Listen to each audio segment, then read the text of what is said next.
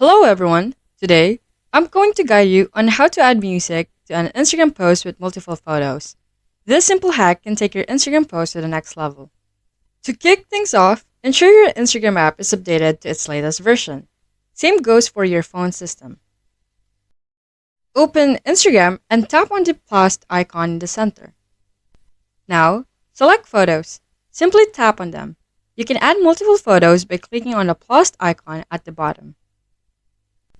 To bulk select, tap Select More or hold.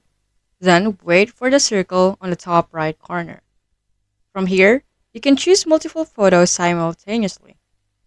After you made your selection, hit the arrow on the right.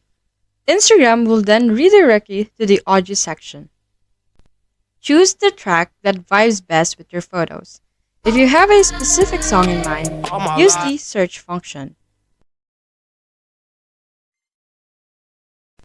Once you've picked the right track, proceed by tapping on the arrow on the right. You can now refine your post, use the editing tools on the upper right, or choose Edit Video.